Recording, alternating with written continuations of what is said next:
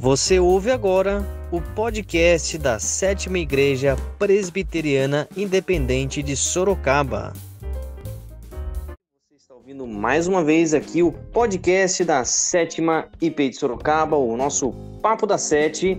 E novamente estamos aqui com o nosso Super Mega Blaster convidado, Jefferson Carvalho. E aí, como é que tá as coisas por aí? Olha, estou bem. Estou melhor agora que estou falando com vocês, estou falando com os nossos ouvintes, né? É um prazer estar conversando com vocês sobre qualquer tema, né? Mas eu acho que alguns temas se fazem muito oportunos na ocasião que nós estamos vivendo agora, o Dia dos Namorados que está chegando aí, e o Matheus preparou algumas questões muito interessantes para a gente conversar. Eu fico feliz por trabalhar esse tema, porque quando eu era mais novo, não era casado, já adiantando, né, um pouco do assunto de hoje, eu gostaria de ter material desse tipo para ouvir naquele momento. Então, estou feliz por essa iniciativa, estou feliz por estar partilhando desse momento com meu amigo Matheus. Maravilha! Como o Jeff comentou aí, nós estamos aí num calendário amoroso, mês de junho, mais conhecido aí como o mês aí do Dia dos Namorados. Bom, a gente sabe que relacionamento não se resume apenas a namoro. Antes dele tem a solteirice, assunto que nós já conversamos aí no podcast anterior e que em alguns momentos aí nós rendemos algumas palhinhas sobre namoro e também sobre casamento. Bom, palhinhas que eu diria que deram um verdadeiro celeiro, né? Falamos sobre muita coisa sobre namoro e casamento dentro da solteirice. Até porque é um tema que não é tão desconexo um do outro, né? Não tem como falar de uma coisa sem falar de outra. Hoje, especificamente, nós vamos conversar um pouco sobre o namoro. A coisa em si mesmo, o namoro, aquele que ainda é solteiro, mas já está ali com seu coração se derretendo por alguém ou por alguma, né? Pode ser um menino ou uma menina, enfim, está ali naquele momento ali. Bom, pensando sobre o contexto da igreja, isso aqui é muito importante frisar, nem todos os casais de namorados são formados por duas pessoas que pertencem a uma mesma igreja, ou seja, dos dois, a família dos dois também pertencem a essa igreja. Nesses casos em que isso acontece, os sogros de ambos os lados são previamente conhecidos pelos pretendentes e possivelmente já possuem algum laço de afinidade com essas pessoas. Isso pode ser positivo ou negativo, depende como que são essas pessoas, né? Não sei, sem julgamentos nenhum, mas talvez para alguns seja melhor conhecer o sogro antes, talvez para outros não é coisa boa. Mas brincadeiras à parte, possivelmente quando isso acontece, essas pessoas já chegam no namoro tendo uma certa afinidade com aqueles que são os pais da pessoa de quem eles gostam. No entanto, existem casais, e talvez seja a maioria, eu digo talvez porque não tem nenhum respaldo de pesquisa aqui, mas talvez a maioria dos casais, eles não são compostos por pessoas que se conheceram no mesmo ambiente de igreja.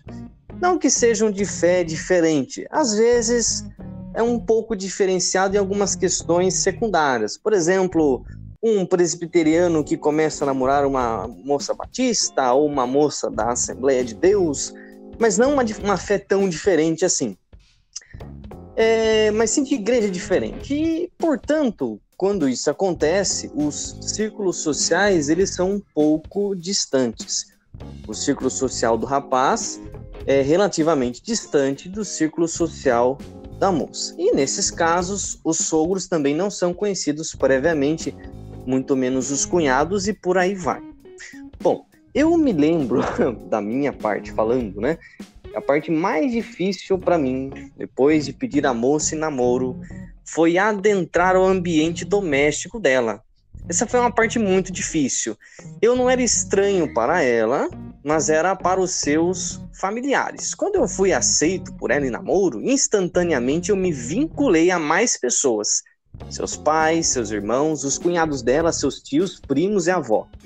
Bom, num primeiro momento, isso nos assusta muito porque se percebe que a nossa responsabilidade afetiva vai além do namorado ou da namorada, estendendo-se aos seus familiares mais próximos. Se eu fizer alguma coisa errada, não é só a namorada que vai se entristecer, e sim a família toda. E como o Jeff disse antes da gente começar o nosso podcast aqui, muitas vezes pode entristecer também a igreja quando alguma coisa dá errado no namoro e aquilo fica público para a igreja. E vice-versa também, né? Porque no caso das mulheres também, né? Do namorado, ela também vai ter esse contato com a nossa família, que é a nossa família. Enfim, pensando nisso, eu gostaria de levantar uma pergunta para a gente discutir. Talvez uma pergunta dupla. Como que nós podemos ensinar os nossos jovens a terem em primeiro lugar, a terem uma responsabilidade afetiva? Tanto ensinar como a fornecer meios pelos quais eles possam aprender, né, ao seu próprio suor, a ter essa responsabilidade afetiva com o outro e com os outros que estão ligados a essa pessoa de quem eles gostam. Acho que dá um curso a nossa pergunta, hein, Jeff? Olha só. Dá um curso e tem demanda, viu? Tem algo para fazer. Eu acho que a gente pode começar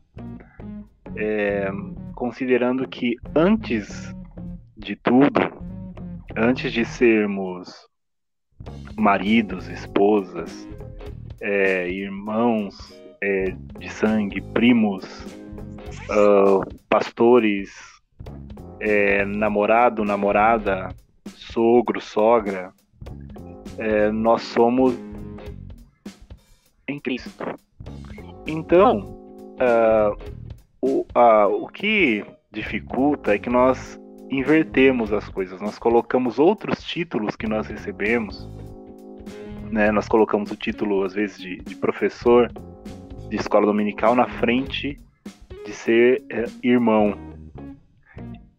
sendo que, na verdade, o título que nós recebemos antes da fundação do mundo, a partir do sacrifício de Cristo, dois dos maiores títulos que nós recebemos a partir da boca de Deus, da revelação divina, é de filhos de Deus e de irmãos em Cristo. Então, antes de uma determinada moça, um determinado rapaz ser o pretendente de alguém,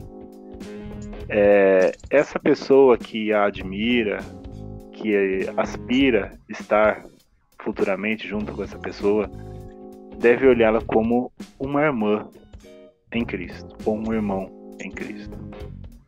A partir daí, você assume uma responsabilidade para com aquela pessoa. Paulo, né, orienta, nós falamos isso no podcast anterior, Paulo orienta que os rapazes tratem as moças, e quando ele fala nesse sentido de moças, é justamente as moças que estão ali no seu círculo de contato, que eventualmente eles poderiam se casar. Tratem essas moças como suas irmãs, ou seja, com muito respeito, com muita responsabilidade, considerando também, eu acho que a partir do momento que nós entendemos isso, então o que é necessário para nós, né? Eu recomendei no último podcast um livro chamado Quando Pecadores Dizem Sim.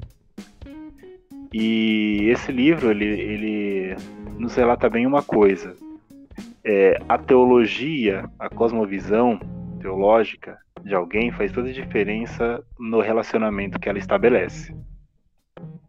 Então,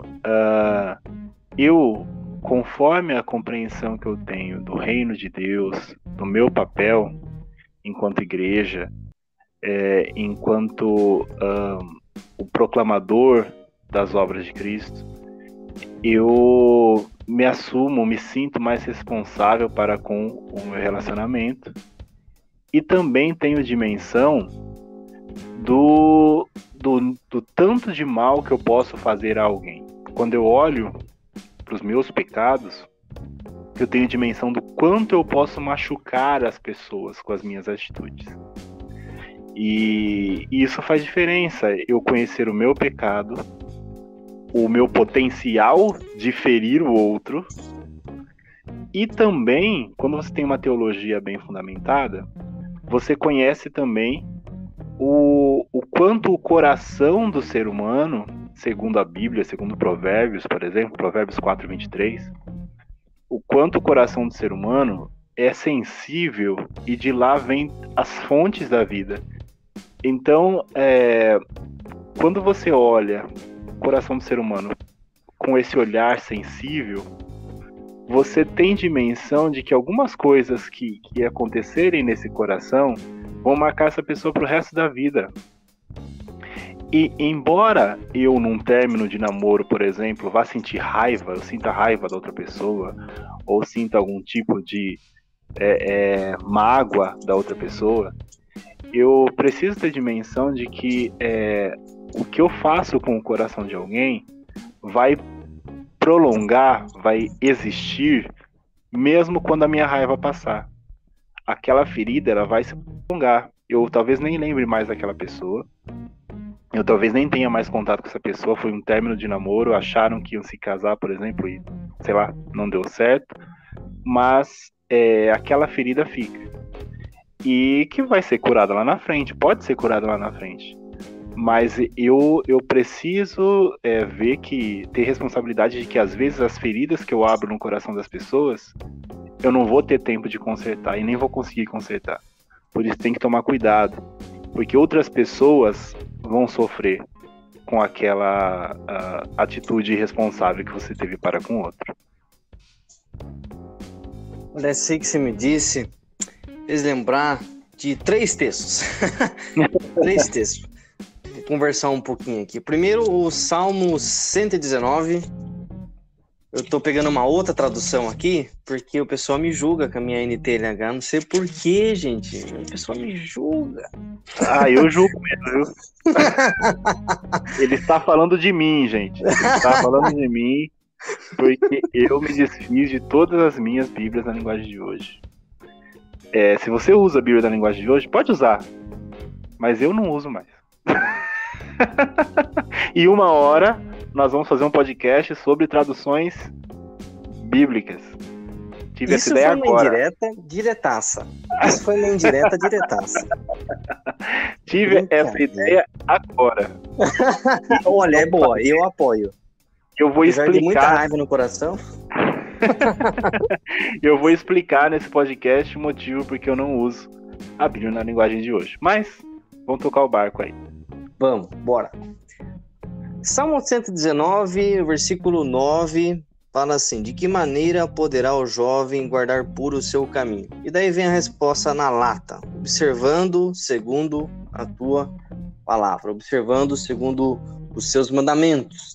E daí quando a gente vai lá para Mateus, lá na frente, Mateus 22, do versículo 34 até o 40, é quando os fariseus se reúnem, chega um mestre da lei e pergunta qual é o mandamento mais importante.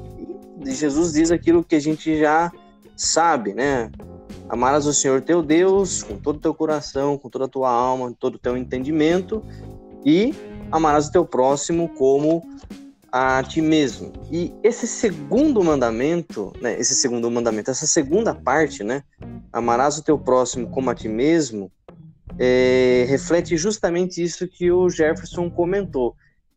Eu preciso me conhecer muito bem para que eu tenha o mínimo de responsabilidade de amar o outro do jeito certo. E eu acabo me lembrando também de um outro texto também dito por Jesus, que é dentro do Sermão do Monte, que diz que é bem-aventurados aqueles que são humildes de coração, aqueles que entendem que são espiritualmente pobres, né? Porque desses são o reino dos céus. Então eu acho que é exatamente isso que o Jefferson disse. Quando a gente entende que nós temos uma certa limitação no nosso coração para entender muitas vezes quem nós somos, porque o coração é extremamente enganoso. Quem poderá conhecê-lo, né? Então nós temos uma dificuldade muito grande de nos entender muitas vezes, e quando nós nos apaixonamos, digamos assim, as nossas emoções se afloram muito acima da nossa razão, e os nossos sentimentos muitas vezes são muito confusos e nos fazem tomar decisões sem usar a luz da nossa razão. Então, realmente, quando nós olhamos esse mandamento que nos faz olhar para dentro de nós e entender o tamanho das trevas que existem dentro de nós, os nossos pecados, as nossas falhas, isso fará com que nós pensemos 1, 2, 3 vezes antes de afirmar qualquer coisa em relação ao nosso próximo e então piorar toda a situação, né? Sim, há um versículo de Cantares que diz o seguinte: Conjuro-vos, ó filhas de Jerusalém, pelas gazelas e servos do campo, que não acordeis nem desperteis o amor até que este o queira. Ou seja, despertar o amor de alguém não é brincadeira, certo? Ela ali, a jovem, né, que fala que ali o livro de Cantares é uma estrutura, tem uma estrutura de conversa, diálogo poético entre um rapaz e uma moça, e nessa parte ela expressa junto às suas colegas, junto às demais moças de Jerusalém, de que o amor ele não deve ser despertado de qualquer forma, a qualquer jeito.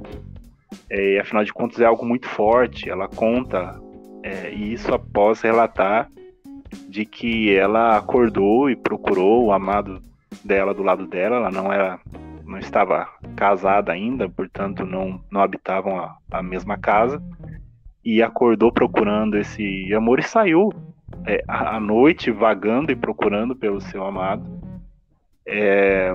e não encontrava, ou seja, ela esteve desesperada, porque ela realmente amava e ama, né, no texto, esse rapaz. E ela expressa que o quanto é algo sério esse amor, e que se você não está preparado para vivê-lo, se não há alguém ainda que vá retribuir esse amor, não é o ideal despertar. Olha que seriedade que tem esse texto. E então nós precisamos ter um determinado respeito para com também as pessoas que são os familiares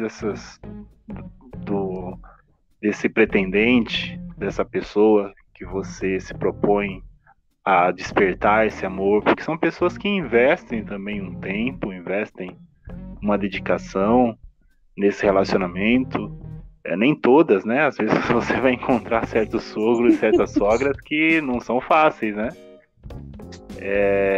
E às vezes eles não investem, às vezes eles mais querem atrapalhar o relacionamento mesmo. Infelizmente, tem assim, mas aí cabe a você sempre questionar, e eu volto no livro que sobre quando pecadores dizem sim, que ele, em determinado trecho, ele relata que o maior suspeito, o primeiro suspeito de algum problema no relacionamento, seja antes, seja depois que você já iniciou o relacionamento, já está casado, o maior suspeito tem que ser sempre você. Exatamente. Então, quando há um conflito, ao invés de você ficar pensando, mas é fulano, olha só, fulano não me entende, fulano não me ouve, fulano não dedica tempo comigo, e etc. Pode ter uma culpa do outro? Com certeza tem. Mas o primeiro suspeito tem que ser sempre você. Então, às vezes, a família da namorada ou do namorado, ou do noivo ou da noiva, ou do marido ou da esposa, acaba embatendo contra o relacionamento, E ao invés de a gente se sentir demasiadamente perseguido ou algo assim, cabe nós fazermos também uma autoavaliação e ver se não é algo em nós que desperta essa hostilidade do outro. Talvez coisas que a gente possa alterar no nosso comportamento, nas nossas atitudes, que facilitem esse relacionamento. Mas de qualquer forma, nós precisamos ter muito respeito para com as pessoas, para com as famílias. Nós estamos adentrando, né, um lar, uma casa que já tem os seus hábitos, já tem suas estruturas. É claro que as famílias que se permitirem vão aprender muito com esse rapaz e com essa moça que estão chegando na família, mas sempre, às vezes a gente se engana, né, com aquela frase assim: olha, você não está perdendo uma filha, você está ganhando um filho. É bem bonito, bem poético e tal, mas o rapaz, a moça nunca vão ser filhos, assim, nunca vai estar em pé de igualdade o genro e a filha. Eles nunca vão ser vistos como filhos em pé de igualdade. Aquela menina sempre vai ser a filha deles. Esse cara sempre vai ser um cara que veio de fora. Então, a gente precisa se colocar no nosso lugar. O Jefferson, eu queria dizer o seguinte: ele vai ser sempre o alienígena da situação, né? Sendo corintiano, uma linguagem mais corintiana, é isso, né? É o alienígena. Não, assim, porque, Fios, às vezes são 20, 30 anos de convivência, de uma cultura diferente, e você nunca vai ser 100% aquela 100% filho daquela pessoa. Não, você tá vindo de fora, coisas em você vão ser estranhas para aquela família e vice-versa, entendeu? Mas a gente precisa ter dimensão de que aquela família também não precisa aguentar nossos costumes goela abaixo, assim, né? Mas aí a gente precisa entrar também em outra fase, não sei a pergunta que você vai fazer depois, mas que é depois que se casa e depois que se constitui uma família posteriormente, aí a figura muda. A gente está falando agora de uma situação em que há uma expectativa, né? A gente falou que às vezes essa expectativa dá com os burros na água, num relacionamento que às vezes pode ferir o outro, machucar, mas aí entra também uma suposição de que as coisas podem dar certo, relacionamento pode então virar um casamento. Aí essa situação de estranheza e de conflito, até de hostilidade, ela vai mudando um pouco de figura, e aí a gente pode conversar sobre isso também. Legal. Só contribuindo um pouquinho ainda com o que você mencionou, eu lembro que quando eu era um pouquinho mais jovem, ainda sou jovem, tá bom, pessoal? Eu ainda sou jovem, é claro isso, ainda sou jovem, mas quando eu era mais jovem, eu tive aula com um professor de escola dominical, muito engraçado, por sinal, e numa determinada aula sobre namoro, pessoa preocupada, né? A gente tem... Quando é que é a idade certa pra começar a namorar, né? Pergunta clássica, né? A gente deve começar a namorar ou não e tal. Aí ele pegou e abriu a Bíblia lá em 1 Coríntios, no capítulo 7, e só leu o versículo 27 bem mansamente, assim. Você tá casado? Então não separe. Você tá livre da mulher? Então não procure casamento. E daí ele deixou a Bíblia e acabou. Tipo assim, Nossa. Se não tá casado, então não fique procurando. Mas depois ele foi explicando, né? Mas ele foi seco, mas essa secura dele foi didática. Porque quando a gente tá solteiro, a gente não vê a hora de você encontrar alguém pra você começar a namorar. Só que pegando esse gancho de 1 Coríntios e com o que você disse de Cantares, a ideia é essa. Você até pode buscar, mas entenda muito bem o que você tá procurando, né? Porque realmente quando a gente acaba achando, é um pouco assustador. Pra quem já viveu isso sabe. O começo parece que é aquela paixão toda, né? Mas quando a paixão começa a diminuir, e ela vai diminuir, né? Aquela paixão, aquela paixonite de começo, e aí é que sim que vai aparecer realmente o que você gosta ou não, ali começa a assustar um pouco, porque daí você começa a enxergar a responsabilidade da coisa. Se você não enxergou antes, você começa a enxergar ali. Eu lembro que, como eu já disse, né, uma das coisas que mais me assustou foi que depois que eu iniciei o namoro, eu percebi que junto com a companheira veio um monte de gente junto. Veio o pai, veio a mãe, veio a avó, veio tudo junto. Então veio um grande círculo de pessoas que, caso eu fizesse alguma coisa de errado, eu ia magoar um monte de gente ali, ia magoar a minha igreja também. Então é uma coisa séria que tem que ser muito bem pensada antes, né, de você tomar qualquer passo. E pensando também nessa questão da família, eu queria tecer uma segunda pergunta, que é a seguinte: de que maneira as famílias do namorado ou da namorada elas podem ajudar nesse processo de acolhimento? Porque o sogro e a sogra, sabe, já viveram isso, né? A situação é complicada de você chegar na casa de alguém totalmente estranho. O que as famílias poderiam fazer para tornar essa passagem mais leve, mas sem deixar de ser profunda, né?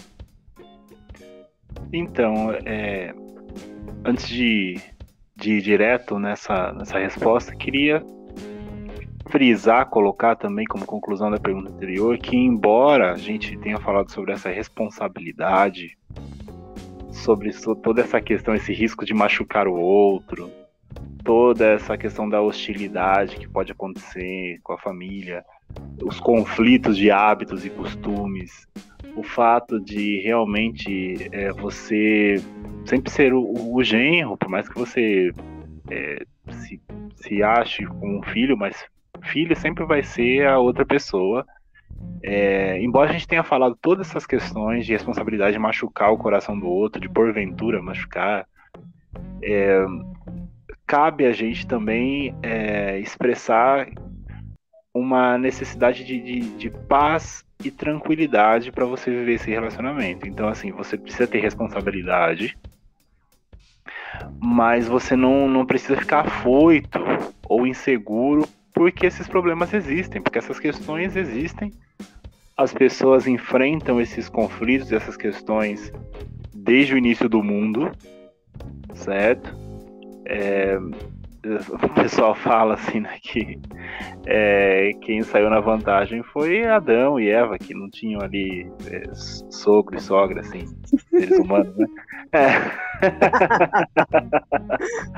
Mas, assim, depois deles, todo mundo teve que passar por isso, esses conflitos. Olha, você viu o que você falou? O quê? Depois deles, tivemos que encarar esse problema. Você tá falando que sogro e sogra é fruto do pecado, hein? O quê, né? Olha. Eu tô brincando. Sendo minhas palavras. É brincadeira, irmãos. É brincadeira. Olha, alguns eu posso dizer que são mesmo, viu?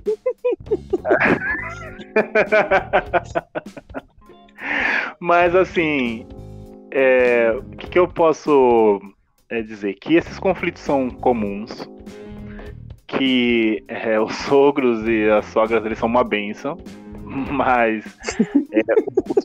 o pecado nas relações sempre existiu, né? Infelizmente, e sempre existiu depois da queda, né? Só acertando esse ponto.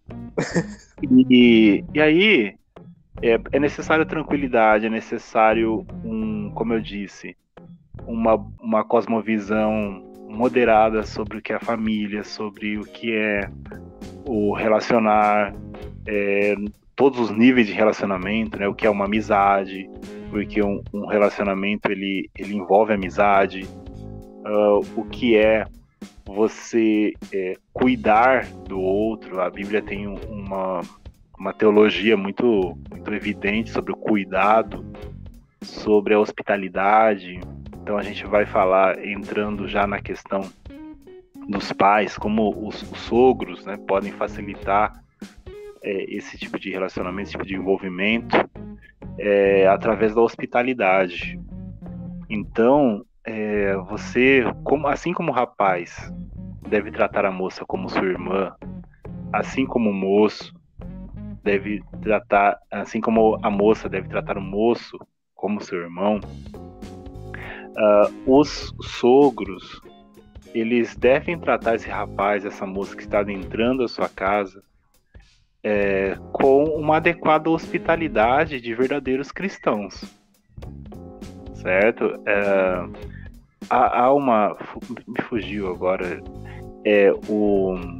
há um livro de uma teóloga americana que ela era lésbica durante um bom período da sua vida, e hoje ela diz que através das vivências dela com o evangelho ela é heterossexual hoje, e fala sobre isso e prega sobre a mudança que o evangelho fez na vida dela. E ela traz uma grande questão, que quando ela estava refletindo sobre a vida dela, sobre os relacionamentos dela, que ela se propunha a ter, que se propunha a construir, ela encontrava com alguns cristãos e perguntava sobre os relacionamentos, sobre o que é, afinal de contas, ter um relacionamento. E muitas pessoas com as palavras acabavam se enrolando e não conseguindo explicar para ela o que é efetivamente um relacionamento bacana. E aí ela disse que um casal começou a receber ela na casa deles. E além de falar sobre esses assuntos, falava sobre diversos outros assuntos, mas tomava um chá, dava risada junto, comia junto, assistia um filme junto com o casal e etc. E através dessa presença dela sendo recebida na casa deles, ela entendeu, afinal de contas, o que é um relacionamento saudável. Porque ela via tanto o relacionamento entre aquele casal, entre os dois, né, o marido e a mulher, como também o relacionamento deles para com ela. E ela falava assim, isso é um relacionamento cristão, que eu estava tentando tanto entender. E, portanto, nada melhor de você, se você talvez esteja inseguro com o rapaz e com a moça que está adentrando a sua casa, a melhor solução de início para isso é você agir com hospitalidade, com amor evidente para com essa pessoa que está adentrando. Às vezes a gente fica meio inseguro e o corpo humano, por exemplo, ele tem algumas reações quando um corpo estranho invade o nosso sistema. Então a gente sabe que o vírus, né, funcionam assim, e outras questões, outros corpos estranhos que invadem nosso organismo despertam reações no nosso corpo, reações hostis. A febre é consequência, por exemplo, de uma dessas reações para com alguma coisa estranha que está acontecendo com o nosso corpo. E as famílias, quando elas recebem um corpo estranho dentro, né, do seu convívio, elas têm alguns sintomas, como a febre, né, que despertam e que são respostas hostis para com esse corpo estranho. E às vezes são involuntários. É só um pai querendo proteger a sua família, querendo proteger a sua filha.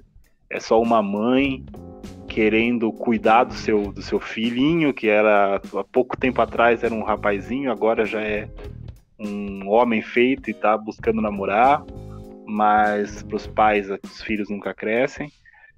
Então há uma preocupação, um senso de autopreservação natural do ser humano que faz com que a gente aja agressivamente. Então, o que eu peço e oriento os sogros, as sogras, que procurem se verificar, se autoavaliar, e encontrar suas inseguranças, encontrar o que os torna, talvez, hostil a esse rapaz, a essa moça? Se realmente ele ou ela tem alguma qualidade negativa que justifique essa agressividade, que justifique, talvez, tantas barreiras, tantos muros que se colocam, tantos empecilhos, ou etc., ou tantas invasões de privacidade, que às vezes não há empecilhos, mas são famílias que invadem a privacidade do casal. O que justifica isso?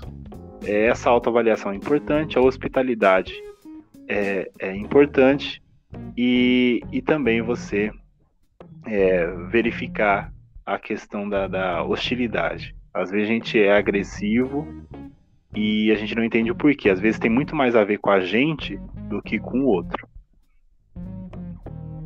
É interessante você comentar sobre isso. Eu queria voltar um pouco no que você comentou sobre a teóloga, que tinha uma concepção de relacionamento que foi se moldando conforme o exemplo que ela via naquele casal.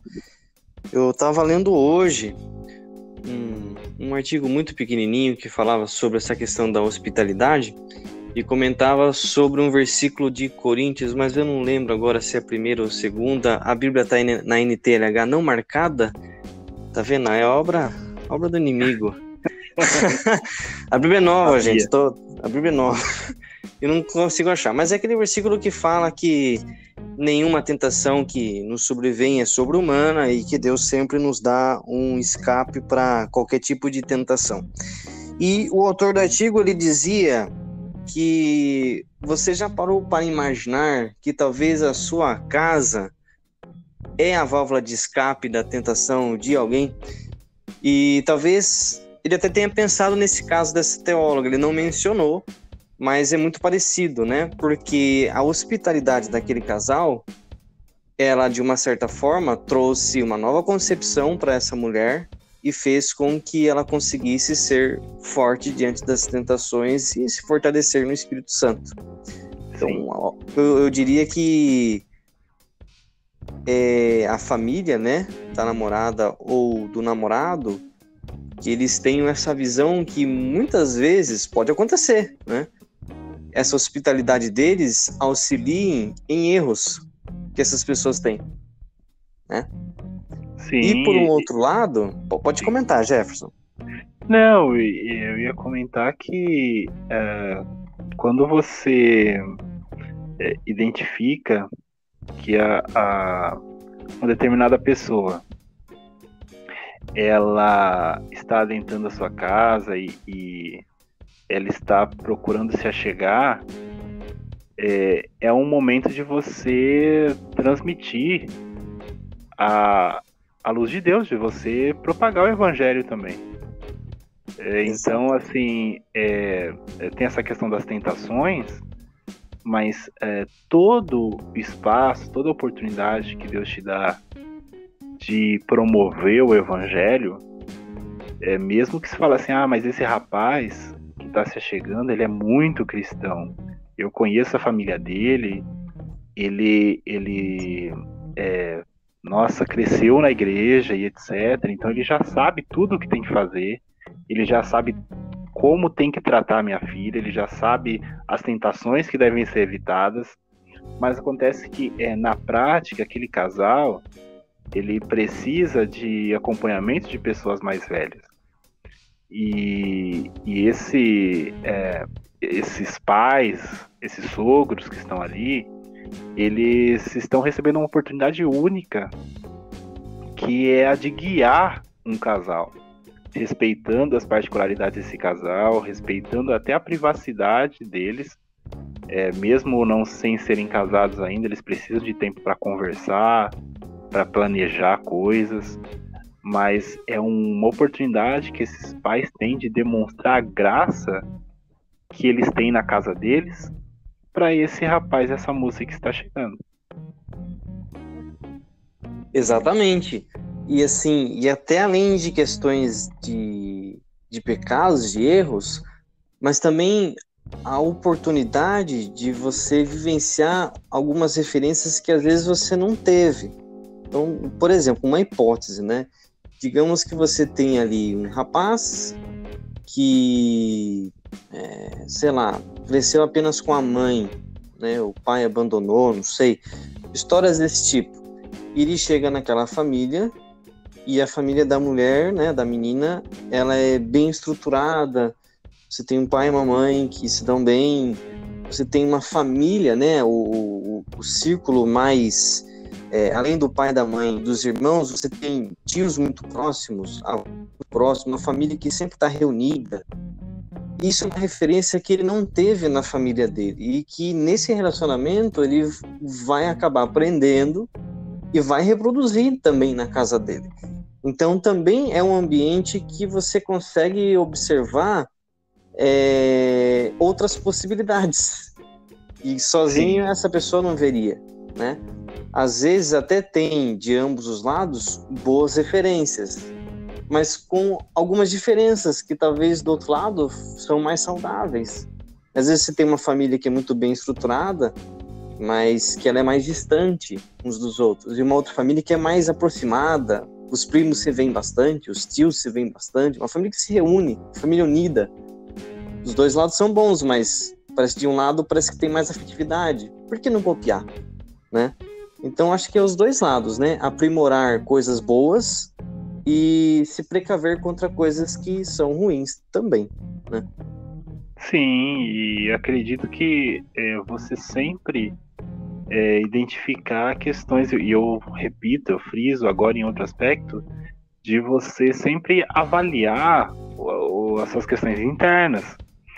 Então, muitas vezes, eu já conheci casos, por exemplo, de pais que cuidam das suas filhas com uma certa postura excessiva, assim mesmo, de um cuidado extremamente demasiado, sabe? Até sufocante. Mas por quê? Porque aquele pai, no tempo em que ele era jovem, ele pisou na bola aí com algumas jovens, entendeu? Na época dele. Então ele acha que o rapaz vai fazer o mesmo com a sua filha hoje. E talvez não seja o caso, certo? Talvez esse rapaz ele tenha uma postura diferente. Talvez ele não esteja pensando em usar essa jovem, mas como você fez isso na sua juventude, você acha que todos os rapazes vão fazer o mesmo. Ou a mesma coisa, né? Você, sei lá, uma mãe que iniciou também um relacionamento, talvez uma vida afetiva e sexual muito cedo, e acha que essa jovem também vai ser irresponsável ou também vai extrapolar com relação à sexualidade e fica demasiadamente em cima desse casal, sendo que talvez eles nem estejam pensando nisso, é claro. Eu não estou falando que os pais não têm que ficar atenciosos nisso, porque afinal de contas, repito, esses jovens não estão casados ainda. Eles precisam de supervisão de pessoas mais velhas, de pessoas adultas, casadas e etc. Só que a gente não pode projetar no outro uma atitude que o outro não teve. Então eu preciso dar o benefício da dúvida para a pessoa que está chegando. O problema é que a gente já pinta um monstro em quem vem de fora. E às vezes a gente faz isso também, o jovem, né, ou a jovem já faz isso com os sogros também. Já imagina que as coisas vão dar errado por causa dos sogros. Sendo que, na verdade, eu falo como experiência própria minha. Não vou dizer que não tive, ou que no nosso relacionamento a gente nunca teve coisas a lidar, né, eu e minha esposa Andriele, por exemplo, com os nossos pais, né, os sogros de cada um. Coisas precisam ser acertadas, conflitos às vezes existem, mas eles são muito mais bênçãos na nossa vida, certo? Do que desafios a ser quebrados, a serem vencidos. entendeu? A gente precisa colocar as coisas no seu devido lugar. A vida, ela tem desafios. Há sogros e sogras que são desafios, assim como há genros e noras que também são desafios a serem vencidos. Mas essas são as exceções erradas, certo? Num geral, eu preciso me apropriar desses familiares que eu estou recebendo como pessoas a agregar, a acrescentar, com as suas experiências, com as suas vivências, com seu amor, certo? Com o seu amor, que é um amor de genro, um amor de nora, mas há espaço para o amor. E deve ocorrer um amor, certo? Entre esse relacionamento, assim como todo relacionamento deve ser embasado no amor. E onde tem amor, as coisas tendem a dar certo. Quando tem o amor de Deus, as coisas tendem a caminhar bem. Mas eu preciso ter muito cuidado com as coisas que eu projeto no outro, tanto com as expectativas positivas como com as expectativas negativas. Eu queria ler um texto também em Salmo que diz o seguinte: não a nós, Senhor, não a nós, mas ao teu nome da glória, por amor da tua misericórdia e da tua fidelidade. Porque diriam as nações: onde está o Deus deles? No céu está o nosso Deus, e tudo faz como lhe agrada. Prata e ouro são os ídolos deles, obras das mãos de homens. Têm boca e não falam, têm olhos e não veem, têm ouvidos e não ouvem, têm nariz e não cheiram. Suas mãos não apalpam, seus pés não andam, som nenhum lhes sai da garganta. Tornem-se semelhantes a eles os que os fazem e o quanto neles confiam. Israel confia no Senhor. Ele é o seu amparo e o seu escudo.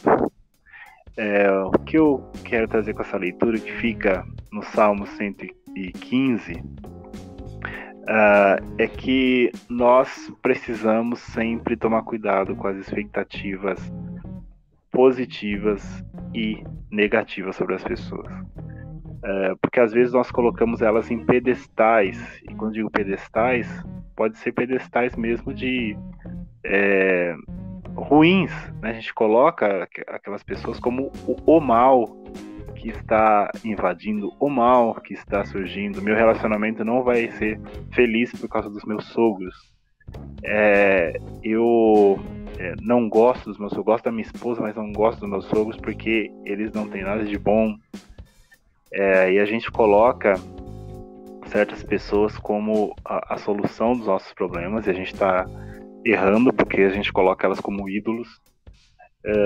E isso acontece muito nos relacionamentos, principalmente nos namoros, em que você não convive direto com aquela pessoa, e a gente coloca a namorada e o namorado em pedestais de idolatria, sendo que, como esse texto nos fala, o nosso amparo, a nossa segurança, a nossa felicidade é do Senhor, e é no Senhor, o Deus de Israel. Então, mas quando a gente coloca o nosso amparo, nossa felicidade toda em alguém que a gente está namorando, nós colocamos ela num pedestal, ele num pedestal, e transformamos ele ou ela no nosso Deus. E geralmente, né, vamos pegar uma analogia bíblica, o diabo, o demônio, quer nos afastar de Deus. Acho que você está entendendo onde eu quero chegar. Então, qualquer postura que uma família tenha de hostilidade ou de insegurança, que para você é ameaçador, que para você representa: nossa, o meu namoro talvez acabe porque a minha sogra não sabe lidar com isso, o meu sogro não sabe lidar com isso, eles se envolvem muito, etc, etc, etc. Com a mesma intensidade que a gente exalta nosso namorado, nossa namorada como um Deus, a gente também coloca eles na posição de um demônio, entendeu? Coloca os nossos sogros, nossas sogras, os genros, cunhados, cunhadas, na posição de demônios. Por quê? São aqueles que têm mais potencial para desfazer o nosso relacionamento. é uma analogia que é forte, mas ela é muito concreta, porque a nossa mente, ela sempre trabalha assim, entre bem e mal, luz e trevas. E então, sempre que você constrói um Deus, existe aquele medo de você se afastar desse Deus. E quem assume esse papel é quem você vai despertar toda a sua raiva, toda a sua ira, todo o seu inconformismo, toda a sua mágoa, porque você não quer perder esse Deus. Então é isso. A idolatria do coração dos namorados pode fazer com que o relacionamento com o sogro e com a sogra seja insustentável. É interessante. Eu queria trazer para o ouvinte aqui um pouco da minha experiência pessoal, porque pode ajudar um pouco nisso também. Como você falou, algumas vezes a gente pode colocar o sogro e a sogra num pedestal ruim, mas também tem momentos em que eles estão num pedestal muito bom, no sentido de que eles não estão provocando nenhum tipo de problemas para o relacionamento, mas na sua cabeça parecem estar. Adentrando um pouquinho, né, a gente saindo um pouquinho do namoro e indo pro noivado, quando eu comecei o noivado, é como se uma chave de responsabilidade tivesse virado. Não que antes não tivesse, mas que algumas responsabilidades se acenderam ali no painel, né? Então, se antes eu não estava tão preocupado em montar uma poupança, hoje eu estou. Se antes eu estava preocupado em achar combustível barato, em achar um lanche barato, em achar, sei lá, alguma coisa que para um solteiro é importante, hoje eu estou preocupado em achar um sofá barato, uma televisão barata, uma geladeira barata, né? Mateus, tá cortando? Quando você estava falando da poupança, começou a cortar. Ah, tá. Pode. Voltando. Você tá falando da poupança mesmo? Antes do namoro, né? Eu não me preocupo. Durante o namoro em si, eu não me preocupava tanto com poupança. Mas depois que começou o noivado, aí eu comecei a me preocupar com poupança. Ao invés de ficar me preocupando em achar a gasolina mais barata da cidade, em achar alguma coisa que para algum solteiro é importante, um videogame barato, não sei, eu comecei a me preocupar em achar fogão mais barato, sofá mais barato, coisas de casa que fossem mais baratas. Então, o olhar econômico, vamos dizer assim, ele mudou, porque a responsabilidade ela também mudou um pouco. E daí o que acabava acontecendo? Eu, orgulhoso que sou, eu queria resolver as coisas sozinho. Então, se era para mobiliar a casa, eu vou mobiliar sozinho. Demore 1 ano, 2, 3, mas eu queria que no final das contas eu pudesse chamar aquela mobília de minha. E daí o que acontece? Os outros familiares, né, da família da namorada, alguns já são casados, outros estão nessa mesma linha férrea que eu, também do casamento, e tem o sogro e a sogra que, obviamente, são casados e que conhecem muito melhor a filha deles do que eu conheço a filha deles. E daí, o que acontecia? Existiam aqueles comentários de almoço, né? Por que não faz desse jeito aqui, né? Mas não no sentido de dizer que era a melhor forma, mas que poderia ser uma possível solução, né? Por que não faz assim? Por que não financia isso? Por que não compra isso depois? Ou então compra parcelado? Enfim, dando opinião, né, com base naquilo que essas pessoas viveram e que elas acham que poderia ser bom para mim e para minha noiva.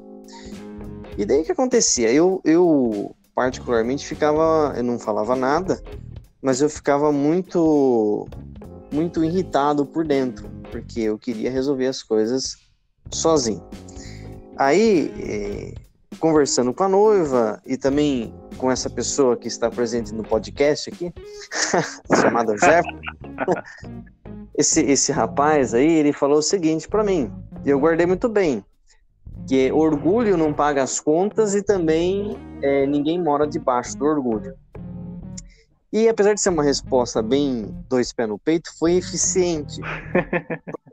Não, verdade. Porque o que acontece? Quando eu entendi que o sogro e a sogra... Opa! Cortou de novo? Pode ser uma resposta de dois pés no peito. Parte dessa frase. Beleza. Apesar de ser uma resposta a dois pés no peito, ela foi muito eficiente para me ajudar a olhar algumas coisas. A resposta do Jefferson e também as conversas que eu tive com a noiva. Porque elas me fizeram observar que a visão de como se o sogro, a sogra ou outros familiares estavam se intrometendo, né, nos assuntos do casal, digamos assim, na privacidade, na verdade era uma falta de visão de perceber que aquilo que eu chamava de intrusão, na verdade, era afinidade.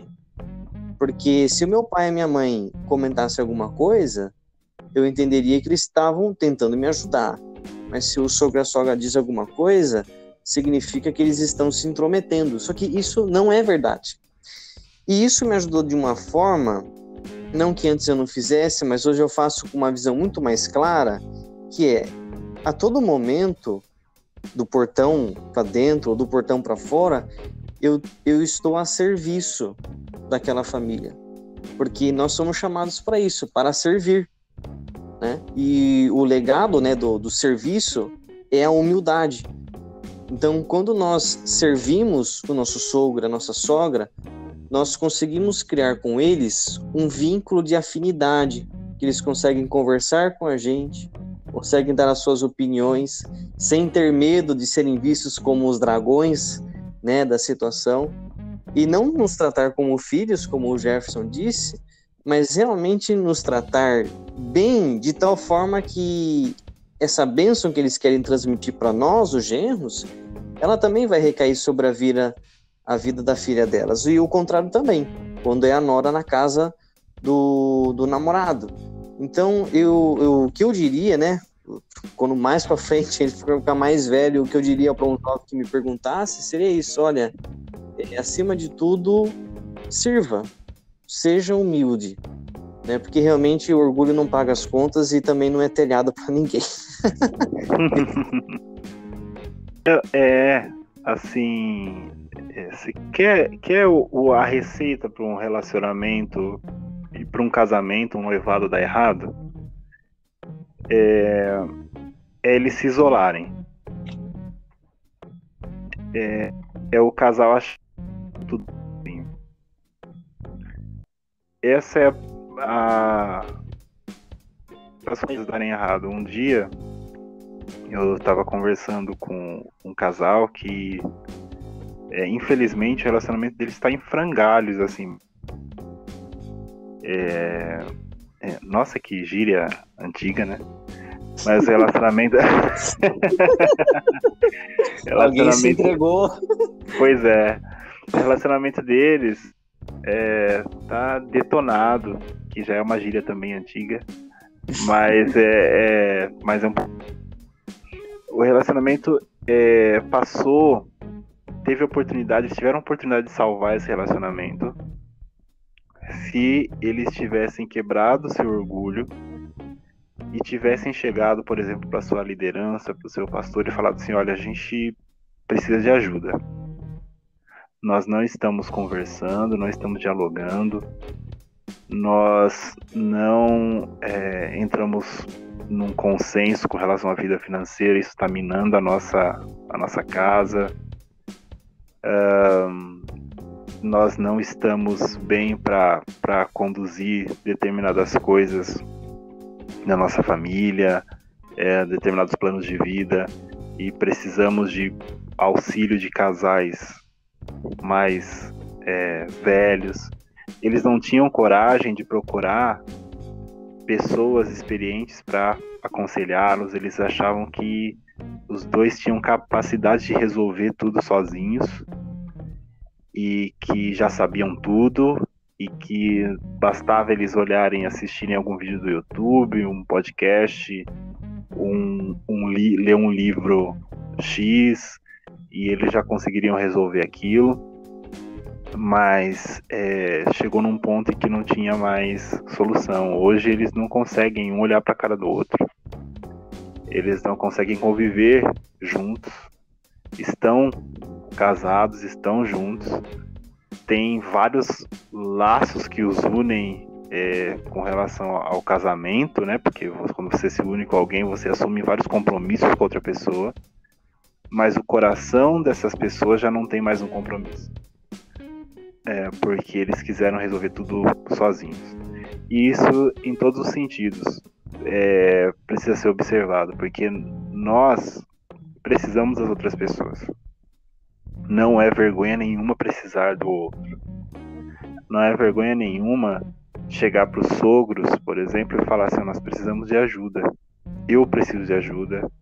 Eu sou um rapaz que se eu planejar sozinho o casamento com a sua filha, eu vou demorar, sei lá, 7 anos para me casar. Mas eu não quero demorar tudo isso. Então eu preciso de ajuda.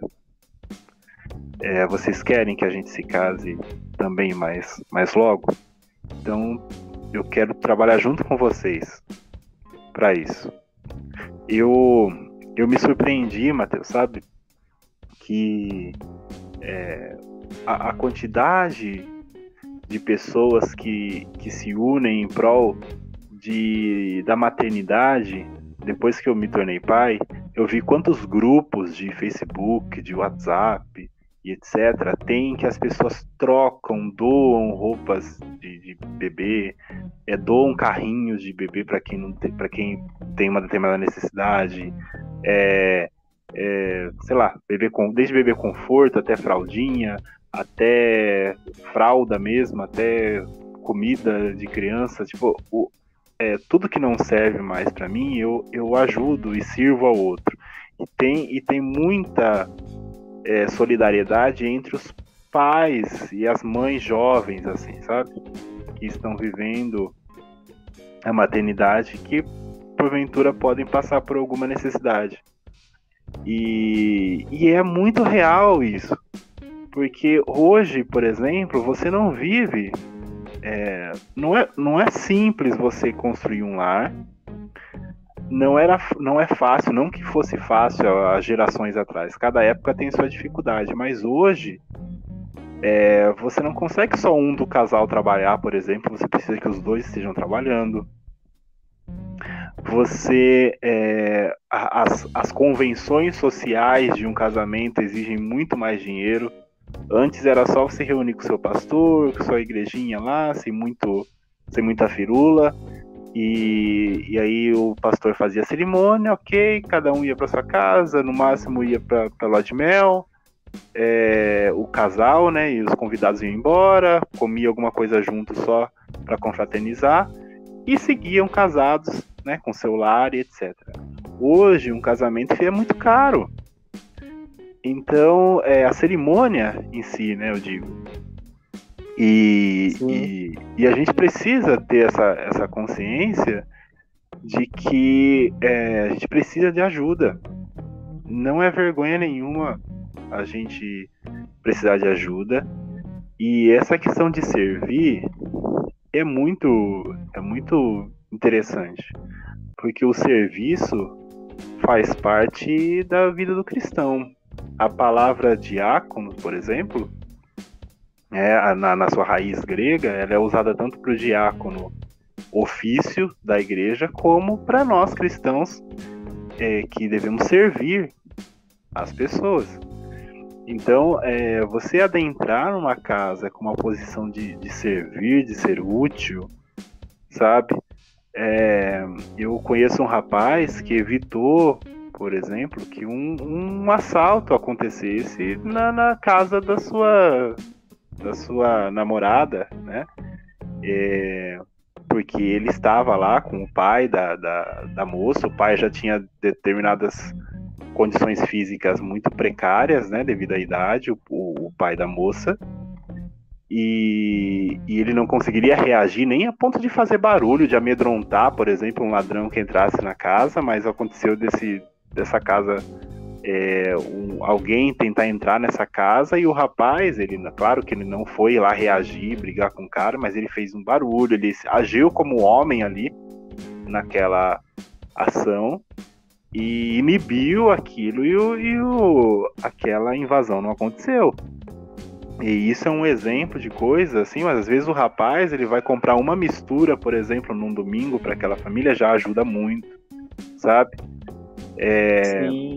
E eu acho que faz parte de... A minha esposa, por exemplo, é muito parceira da minha mãe, sabe? É muito mesmo de ajudar, se a Andriele vai na casa da minha mãe, ela ajuda com todos os trabalhos de casa ali. Se a minha mãe vem para nossa casa, né? Minha mãe também se desdobra para ajudar ela, para que a minha esposa consiga cuidar do nosso filho ali com mais atenção. Minha mãe se volta aos trabalhos da casa. Então elas têm muita parceria. Eu acho que agindo assim, não tem como errar. Sabe, o próprio Cristo serviu as pessoas e a gente precisa imitar a Cristo, né? Imitar a postura de Cristo em todos os lugares. E não seria no casamento que isso seria diferente, não seria no noivado que isso seria diferente. Esse senso de responsabilidade que você adquiriu depois que começou, depois que se adentrou esse período do noivado, é um senso muito, muito real, sabe? Antes de a gente noivar, por exemplo, né? A minha esposa, ela tinha um cartão e esse cartão ficava mais na mão dos pais dela para comprar as coisas da casa e etc. Eu nunca cobrei ela de gastar com a preparação do casamento, etc., embora ela voluntariamente trabalhasse e quisesse em prol disso, trabalhar em prol tanto da cerimônia como da preparação do nosso lar. Mas ela mesmo teve um momento que ela pegou esse cartão e falou assim: eu não vou conseguir usar mais tanto para o nosso lar, certo? Embora eu continue ajudando como eu consigo. Mas agora, quando eu digo cartão, né, seria o salário dela, né? Agora esse salário, boa parte dele vai para a preparação do casamento. Então se eu ajudava, sei lá, com R$800 no meu lar, com meu pai, com minha mãe, eu vou ajudar agora com 400, entendeu? Porque já começa, esse lar já vai sendo construído aos poucos, antes do casamento começar, mas assim, as responsabilidades financeiras, elas já começam a pesar. Então, eu mesmo vendi muita coisa minha para poder casar. Vendi mesmo, assim, vendi livros e mais livros meus, sabe? É claro que depois eu fui reconstruindo minha prateleira de livros, mas eu vendi livros que eu gostava muito para poder casar. Vendi um baixo que eu gostava muito, vendi um teclado, vendi algumas coisas aí. E não tenho vergonha de falar isso, porque eu faria tudo outra vez, sabe? Eu faria tudo outra vez, além de coisas que eu deixava de comer, por exemplo, sozinho, para poder guardar aquele dinheiro para comer junto com aquela pessoa quando a gente tivesse um tempo para sair, para também estar junto um tempo durante essa preparação. Então é isso. Eu acho que a gente não é vergonha precisar dos nossos sogros, da família da pessoa que está com a gente. Eu acho que é benéfico, acho que tudo tem equilíbrio, tudo, né, tendo equilíbrio vai bem. É claro que você não deve se aproveitar, né?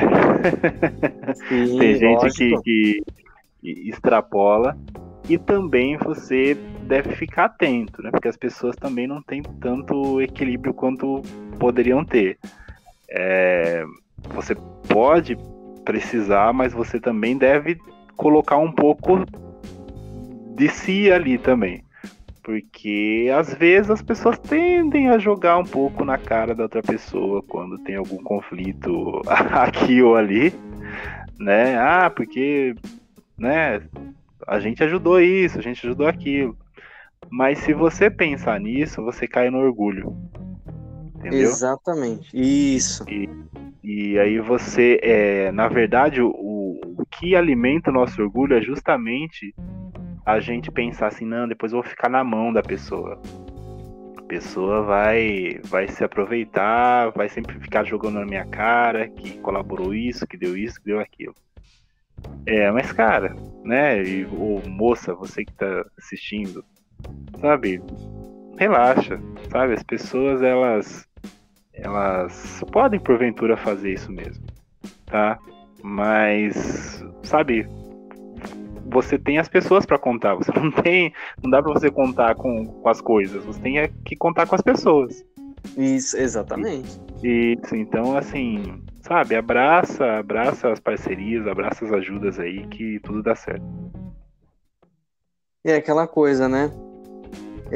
Você vai se relacionando, você vai vendo os seus erros, os seus pecados, você vai vendo os erros e pecados do seu parceiro ou parceira, e você também vai vendo os erros e pecados dos sogros, dos seus próprios pais. Então, da mesma forma que você tem que estar aberto para perdoar aquele que você diz que ama, vai ter que estar preparado para perdoar também o sogro e a sogra, né? E também outros familiares que surgem. Então, eles também não estão num pedestal que eles são, né, que eles nunca vão pecar. A gente tem que ter essa noção também, de ter um coração aberto para perdoá-los também. Uma frase de quando pecadores dizem sim é o seguinte: a gente não deve odiar o pecado só porque o pecado faz alguma coisa contra mim, ou contra minha noiva, ou contra meu noivo, ou contra meu sogro, minha sogra, meu pai e minha mãe. A gente deve odiar o pecado pelo que o pecado age contra Deus, pelo quanto o pecado ofende a Deus. Isso. Certo? Então isso, o meu pecado, de fulano, de ciclano, do sogro, da sogra, da namorada, em suma, em resumo, o maior ofendido com os nossos pecados é o caráter de Deus. Então, eu olhando assim, eu vou ter uma dimensão de que as pessoas, elas não são, elas também são vítimas do pecado. Elas também são vítimas, precisam de ajuda. Eu preciso de ajuda, você precisa de ajuda, e assim a gente caminha junto. Se a gente procurar culpados, e a gente, ao invés de se preocupar com o quanto Deus é ofendido, a gente ficar se preocupando com o quanto a gente fica ofendido com o pecado dos outros, a gente não vai chegar a lugar nenhum. Exatamente. Jeff, além desses assuntos que nós comentamos hoje, há algum que está sobrando aí? Olha, tem muita gente sobrando por aí, viu? Mas eu tenho fé que essas pessoas vão achar um relacionamento bacana. E depois desse podcast, melhor ainda, porque aí eles vão ouvir, vão sentir vontade de adquirir um relacionamento saudável e vão procurar pessoas experientes, pastores, pessoas próximas, familiares, para contribuir mais ainda para essa conversa, para esse aconselhamento aí, esse bate-papo que nós fizemos hoje. E eu tenho certeza que vai ser uma bênção, né? Um relacionamento, acho que o relacionamento é uma bênção na vida de todos nós. Amém. Você ouvinte que ouviu até esse momento esse podcast, mas não ouviu o podcast anterior sobre a solteirice, eu recomendo fortemente que após você assistir esse vídeo, você volte lá no podcast da solteirice e salve em sua playlist para que você possa vê-lo nos dias subsequentes, porque os assuntos que se encontram lá na solteirice também dizem respeito a namoro e casamento, coisas que nós não comentamos hoje aqui, estão comentadas lá. E também há muitas coisas que serão comentadas no próximo podcast, que será exclusivamente sobre casamento. Nesse podcast aí a gente vai ouvir coisas muito específicas sobre o casamento em si. provavelmente a gente acaba escapando alguma coisa para solteirice de novo, para a questão do namoro, porque são questões muito interligadas. Não esqueça de compartilhar esses podcasts com seus amigos solteiros em namoro, em noivado ou em casamento. Pode ser aí uma grande, como eu disse aí no meio da nossa conversa, pode ser um grande escape de alguma tentação que está surgindo aí, e talvez esse podcast seja uma hospitalidade em conteúdo que possa acolher os seus amigos e amigas em suas dificuldades e estimulá-los a procurarem aí pessoas concretas mesmo, pessoas, né? Casais, pastores, pessoas que possam ajudá-las em suas dificuldades e também compartilhar as bênçãos que os relacionamentos em Cristo possuem. Muito bem, esse foi o nosso Papo das 7, nosso assunto foi namoro, e a gente termina por aqui. Espera que você apareça conosco na próxima semana, no próximo podcast. É isso aí, até mais. Até mais, gente. Um abraço.